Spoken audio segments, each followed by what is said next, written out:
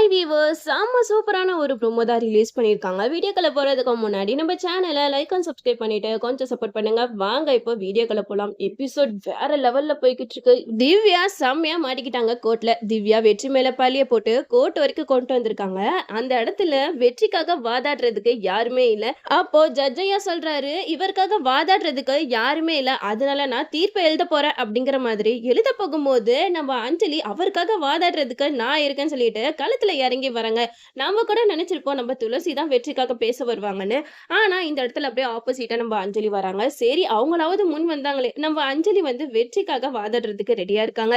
அப்போ திவ்யாவை கூண்டுல நிப்பாட்டி அவங்க கிட்ட எடக்கு முடக்கா கேள்வி கேட்டுருக்காங்க நம்ம அஞ்சலி. திவ்யா சொல்றாங்க அஞ்சலி கிட்ட, எனக்கு அநீதி நடந்திருக்கு, எனக்கு நியாயமான தீர்ப்பு வேணும் அப்படி இப்படின்னு சொல்லிட்டு ரொம்ப ஓவரா பேசிக்கிட்டு இருக்காங்க. நம்ம அஞ்சலி கேட்கிற கேள்விக்கெல்லாம் திவ்யானால எந்த ஒரு பதிலுமே சொல்ல முடியல. நம்ம அஞ்சலி வந்து கிளவரா திவ்யா கிட்ட கேக்குறாங்க, ஆமா நீங்க சொல்றீங்களா வெற்றி உங்க கிட்ட தப்பா நடந்துக்கிட்டாங்கன்னு. அப்போ வெற்றி வந்து எத்தனை மணிக்கு உங்க வீட்டுக்கு வந்தாங்க அப்படி இப்படின்னு சொல்லிட்டு குறுக்க குறுக்க கேள்வி கேட்டுட்டு இருக்காங்க. இதனால நம்ம திவ்யா வந்து எத்தனை மணிக்கா அப்படின்னு சொல்லிட்டு யோசிக்கிட்டே இருக்கும்போது அதையும் ஜட்ஜையா நோட் பண்ணிக்கிறாரு.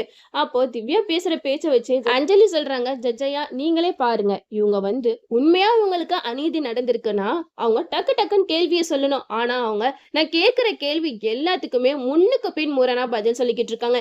இதுல இருந்து யாரு குற்றவாளி நீங்களே முடிவு பண்ணிக்கோங்க அப்படின்னு நம்ம அஞ்சலி சொல்றாங்க. இதெல்லாம் கேட்ட ஜட்ஜையா வந்து திவ்யா கிட்ட கேள்வி மேல கேள்வி கேட்கறாங்க. நம்ம திவ்யாவுக்கு எதுவுமே பதில் சொல்ல முடியல. அப்போ எல்லாருமே முடிவு பண்ணிடுறாங்க, இந்த திவ்யா வந்து வெற்றி மேல இருக்கிற கோவத்துல தான் வெற்றி மேல இவ்வளவு பெரிய பழிய சுமத்திருக்கா அப்படின்னு சொல்லிட்டு. அதுக்காக ஜட்ஜையா சொல்றாங்க, ஏமா திவ்யா, நீ வந்து ஒரு பொண்ணு, நீ சொல்ற மாதிரி உனக்கு அநீதி நடந்திருந்துச்சுன்னா இந்நேரம் நீ வந்து இந்த மாதிரி எல்லாம் பேசிக்கிட்டு இருந்திருக்க மாட்டியே. என்ன ஆதாரம் இருக்கு உன்கிட்ட?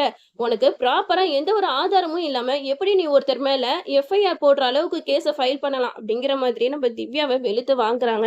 நம்ம திவ்யாவுக்கு வேற வழி இல்ல, உண்மையை ஒத்துக்கிட்டாங்க. ஆமா, நான் வெற்றியை பழி வாங்குறதுக்காக தான் அப்படி பண்ணேன்.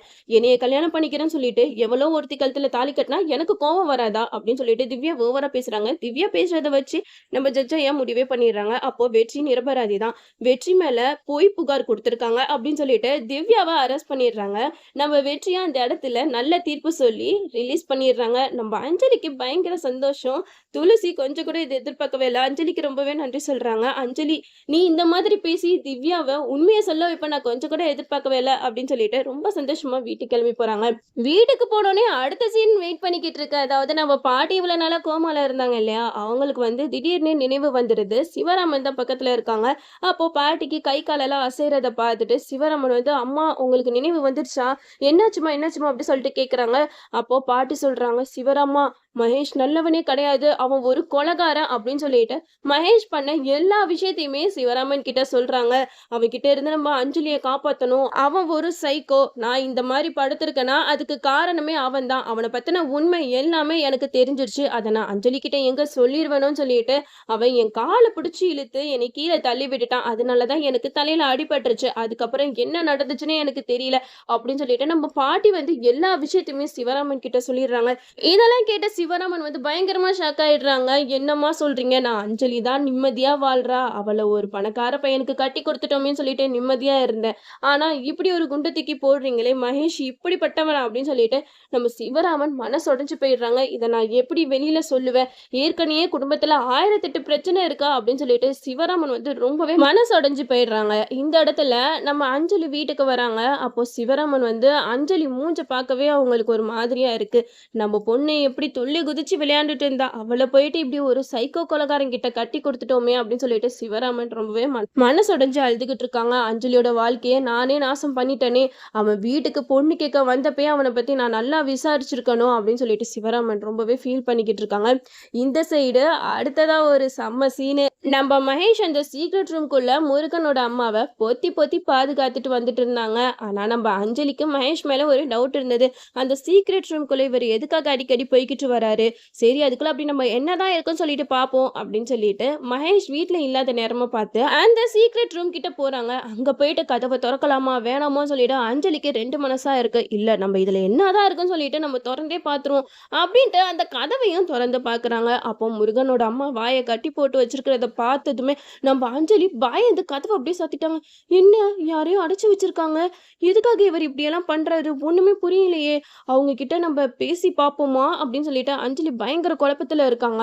மகேஷ் வர்றதுக்குள்ள அவங்க கிட்ட நம்ம பேசி பார்ப்போம். அவங்க கிட்ட பேசினாதான் அவங்கள பத்தின விஷயம் எல்லாமே நம்மளுக்கு தெரிய வரும். எதுக்காக மகேஷ் வந்து இவங்கள அடைச்சு வச்சிருக்கான் அப்படின்னு சொல்லிட்டு நம்ம அஞ்சலி வந்து மறுபடியும் கதவை திறந்துட்டு போறாங்க. அங்க பயந்து பயந்து உள்ளக்க போறாங்க. அப்போ முருகனோட அம்மா என்னைய காப்பாத்துமா என்னைய காப்பாத்துமான்னு சொல்லிட்டு பயங்கரமா அழுதுகிட்டு இருக்காங்க.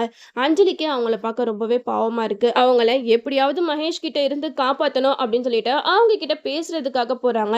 அப்போ அவங்க கையில கட்டியிருந்த கயிறை கழட்டி விடுறாங்க. மாஸ்கையும் கழட்டி ரிமூவ் பண்ணிடுறாங்க. அவங்களுக்கு அஞ்சலிய பார்த்ததுமே பயங்கர சந்தோஷம். இத்தனை வருஷமா ஒரே ரூம்குள்ள பூட்டி அடைச்சு வச்சு என்னைய கொடுமைப்படுத்தியிருக்கான் அந்த சைக்கோ மகேஷ். அவன் கிட்ட இருந்து நீ எப்படியாவது காப்பாத்துமா அப்படிங்கிற மாதிரி முருகனோட அம்மா கத்திக்கிட்டு இருக்காங்க. அப்போ அஞ்சலி அவங்க கிட்டக்க போயிட்டு, நீங்க யாருமா? மகேஷ்க்கும் உங்களுக்கும் என்ன சம்பந்தம்? உங்களை எதுக்காக மகேஷ் வந்து இங்க கட்டி போட்டு வச்சிருக்காரு அப்படின்ட்டு அஞ்சலி முருகனோட அம்மா கிட்ட பேச ஆரம்பிப்பாங்க. அப்போ முருகனோட அம்மாவும் மகேஷ பத்தின விஷயம் எல்லாத்தையுமே சொல்லிருவாங்க. ஏன்னா இத்தனை வருஷம் மகேஷ பத்தின ரகசியம் வந்து யாருக்குமே தெரியாது. அது தெரிஞ்ச ஒரே ஒருத்தர் முருகன் மட்டும்தான். ஆனா இப்ப இவ்வளவு சீக்கிரம் நம்ம அஞ்சலி வந்து முருகனோட அம்மாவை கண்டுபிடிப்பாங்கன்னு யாருமே எதிர்பார்த்திருக்க மாட்டோம். நம்ம கூட நினைச்சிட்டு இருந்திருப்போம் இவ்வளவு நாளா இந்த சீக்ரெட் ரூமோட கதையை வந்து மூடி மறைச்சிட்டு இருந்தாங்க. இனிமேட்டு இதை எப்ப தெரிய வைக்க போறாங்க, அதுக்கு ஒரு 2 வருஷம் ஆகும் அப்படின்னு சொல்லி தான் நம்ம நினைச்சிட்டு இருந்தோம். பட் இப்போ வந்து டைரக்டர் சூப்பரா சீக்கிரமா தெரிய வச்சுட்டாரு. அது வரைக்கும் நம்ம டைரக்டருக்கு ரொம்பவே தேங்க்ஸ் சொல்லலாம்.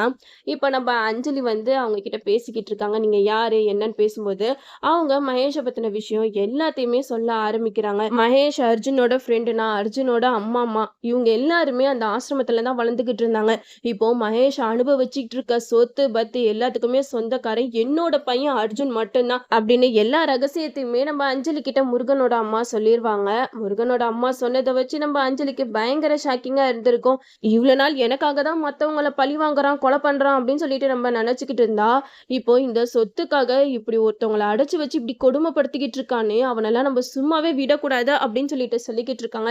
அப்போ முருகனோட அம்மா சொல்றாங்க, நீ அவசரப்பட்டு எதுவும் பண்ணிராதம்மா, அவனை பத்தி உனக்கு தெரியாது.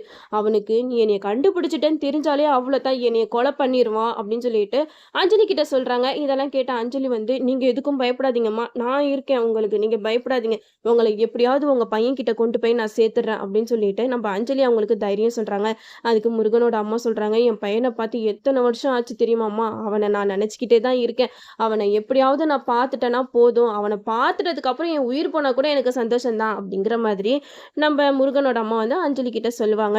இதெல்லாம் கேட்ட அஞ்சலி வந்து முருகனோட அம்மா கிட்ட சொல்லுவாங்க, நீங்க எதுக்கும் கவலைப்படாதீங்க, நீங்க இங்கே இருங்க, உங்களை காணனா கண்டிப்பா மகேஷ்க்கு சந்தேகம் வந்துடும், நான் உங்களை எப்படியாவது இங்க இருந்து கூட்டிட்டு போயிடுறேன், இப்போதைக்கு அவனுக்கு எந்த ஒரு உண்மையும் தெரிஞ்ச மாதிரி காட்டிக்க வேணாம் அப்படிங்கிற மாதிரி நம்ம அஞ்சலி வந்து முருகனோட அம்மா கிட்ட சொல்லிடுவாங்க. எப்படியோ நம்ம அஞ்சலினால முருகனோட அம்மாவுக்கு ஒரு விடிவு காலம் பிறந்துருச்சு. சீக்கிரமா நம்ம முருகனோட அம்மா இவங்க 2 பேருமே ஒண்ணு சேர்ந்து இந்த மகேஷ் அனுபவிச்சுட்டு இருக்க சொத்து எல்லாத்துக்குமே அதிபதி வந்து முருகன் தான் அப்படின்னு சொல்லிட்டு அவங்க தான் ராஜ்யம் பண்ணணும். இந்த மாதிரிலாம் எபிசோட் கொண்டு போனா இன்னும் சூப்பரா இருக்கும்.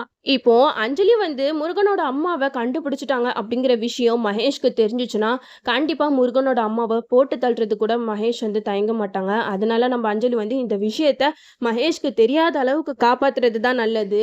என்னதான் இருந்தாலும் முருகன் வந்து இவ்வளவு நாள் தன்னோட அம்மா எங்க இருக்காங்க அப்படின்னு சொல்லிட்டு ரொம்பவே தேடிட்டு இருந்தாரு.